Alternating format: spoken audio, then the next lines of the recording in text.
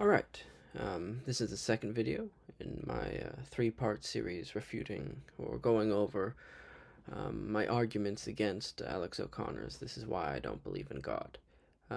He brings up three arguments, right? The first is the argument of divine hiddenness. His second, which I'm going over now, is his argument about the geographical distribution of belief in God or in a God or in specific religions. And the third is the idea of gratuitous suffering, or the problem of evil, as many may know it. So the second issue, this issue of geographical distribution, I have two main arguments. I will be outlining both of them sort of come together, but I believe they build on each other. But first I would like to go over some of his underlying assumptions, or the assumptions that he makes rather outwardly. The first is the likelihood to be saved. He says this phrase that you can predict statistically the likelihood of someone being saved by the origin of their birth, right? Just by seeing where they're born, you can see how likely they are to be saved. And I think this is sort of confounding two ideas, confusing two ideas with each other. First is the idea of belief in this case, Christianity, and the second is the idea of being saved. Now, these two often go hand in hand, right? And if you believe in Christianity, often that is how you find your salvation, through a direct relationship with God. But that is not exactly true, in the sense that if you do, well, first of all, I do want to be clear. If you have a relationship with God, if you find God, and you try to ask, and you try to improve, then of course you will be saved.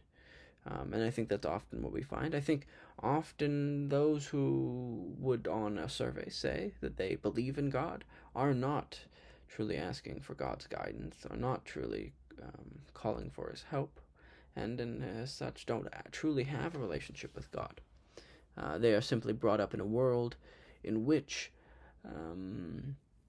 religion is around them.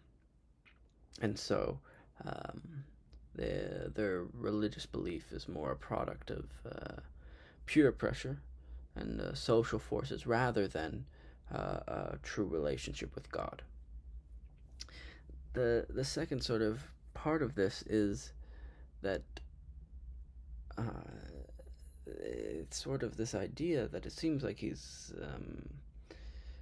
supposing, is that if you don't believe in the Christian God, under the Christian ideology, Christian religion, you cannot go to heaven. And I think that's fundamentally untrue. In my last video, I used this analogy of a father, right? I think often we gloss over this, but if we view God as a father, I think a lot of our world makes more sense, and his actions really do start to make sense if you view God as a father, and us not as an individual, but as a human race, as his child, which we truly are, right? He created the origin of all of us in Adam, and then from Adam, Eve, right? From Adam, Eve, or he created Adam and Eve, however you interpret the story. But the point is, right, using this analogy, I want to paint the picture of an adopted child. From the age of 0, right, out of the womb, you're adopted by another family, right? You grow up in that household, you're taught their values, some of them are right, some of them are wrong, some of them are good, some of them are bad. Grow up, right? You live your life, and when you have a problem, who are you going to call? Well, you're going to call your parents, right? And there would be no expectation from your biological parents that you would call them, right? That doesn't make sense. Why would you call them? Um, they weren't the ones who raised you, right? And so God does not have an expectation that his children who are raised in worlds farther from him will come to him, right? All he then asks and hopes for is that they try to live a good life, that they're making earnest effort to be good, to be kind, to be loving. And if they do that, if they're earnest in their attempt to be good, of course they'll join with God. And another aside, slightly from this, but those children who do reach out to their biological parents are all the more loved for that, right? Because they have pushed through more difficulties. They have pushed through more barriers, certainly in their own mind and in their own society, to become, to have this relationship with the parent who truly gave life to them. And so I hope this makes clear the idea, which I think a lot of Christians and a lot of theologians have expressed over centuries, that simply because you have never been exposed to God, or maybe were born in a world where you have a different religion and are told maybe even that Christianity is wrong, that does not mean that you cannot go to heaven. That is a very us versus them. That's a very human addition to the Christian faith, and it's not one that I believe, at least, is truly divinely inspired.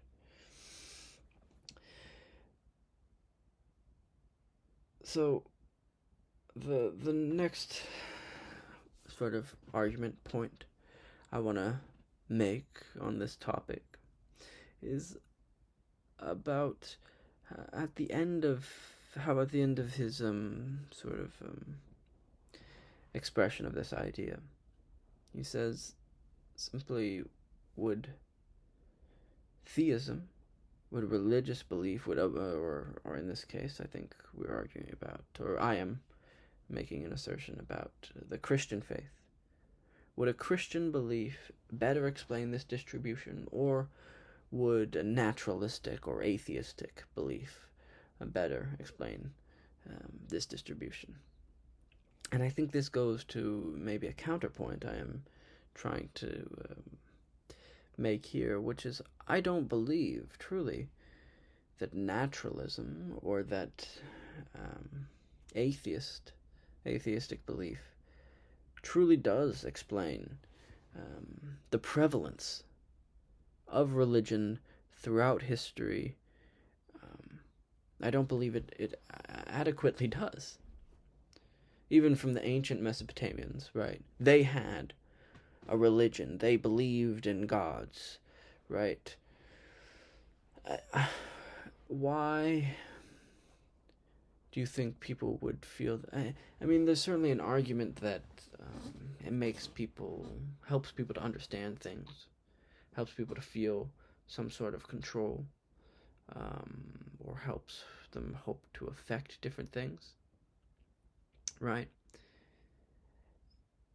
But the massive, truly massive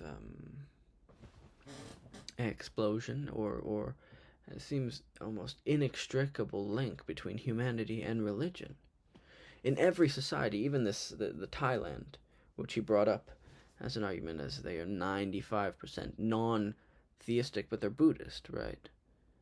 So they have a religion. I think atheism does not explain the prevalence of religion, and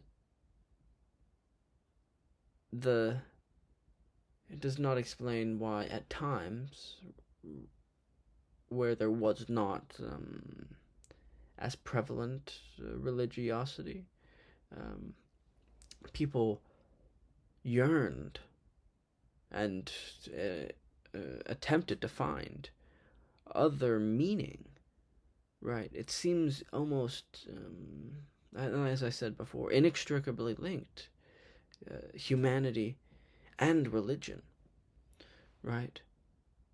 I don't think atheism explains that, right? Genetically, it seems there was a part of our mind that actually is religious, that lights up when we have religious experiences.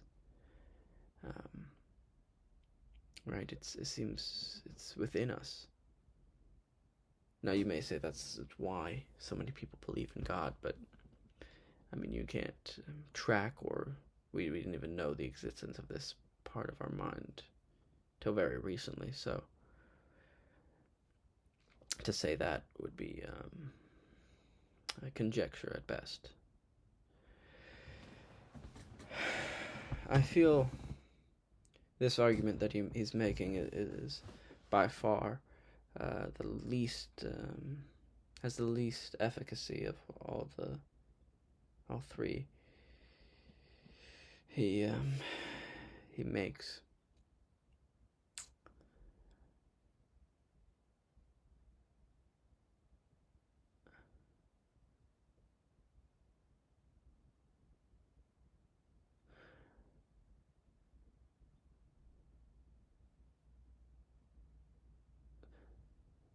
This other idea, I want to be sorry for that pause, but I want to be thorough in my refutation. I hope I have been so far. But he explains this idea that an all-loving God is sort of like his first idea of divine hiddenness, but an all-loving God who makes himself equally accessible to all would necessitate then that there would be equal distributions of religious belief in all areas. And I think this is fundamentally wrong. Right.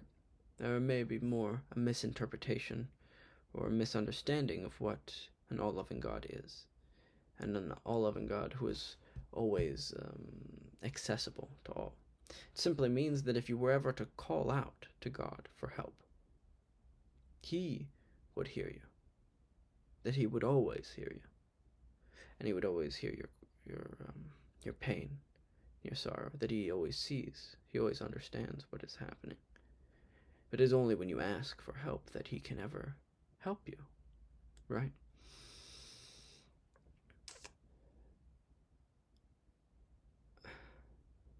I feel I seem to be missing something.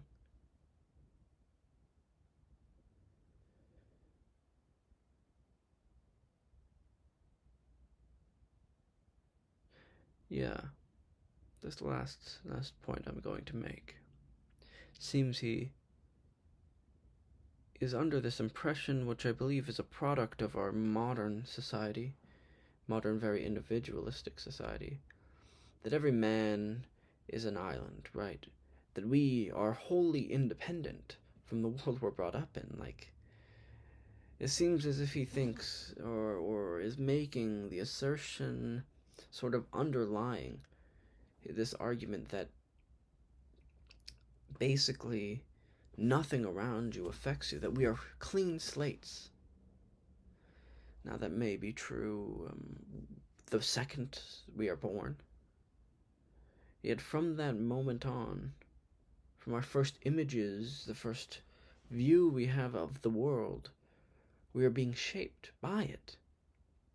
And if you grow up in Thailand, right, of course, the religion of the parents before you, your parents before you, the religion of those friends you're trying to make at school, of course it will affect you, right?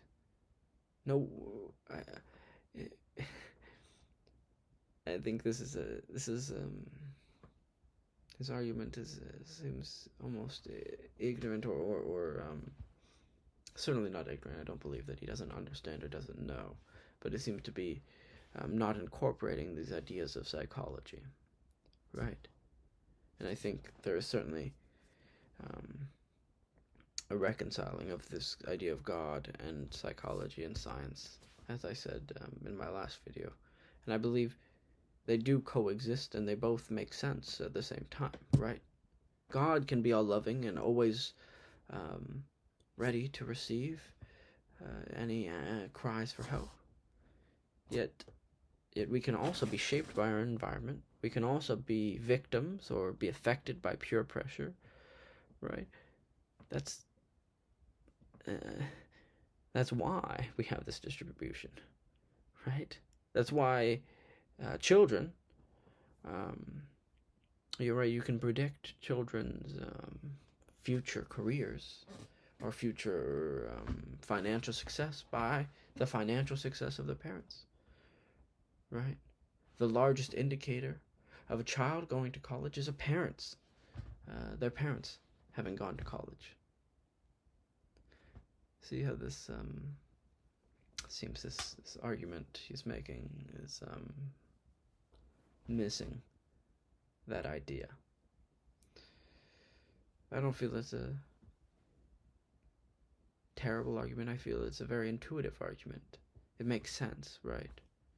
But I think as we go into it more, and as you think about it more rationally, it doesn't certainly does not deny the existence of God in any way, or even affect, I think, any belief in God in any real way, or in any God, really. So, thank you. I feel I may have missed something.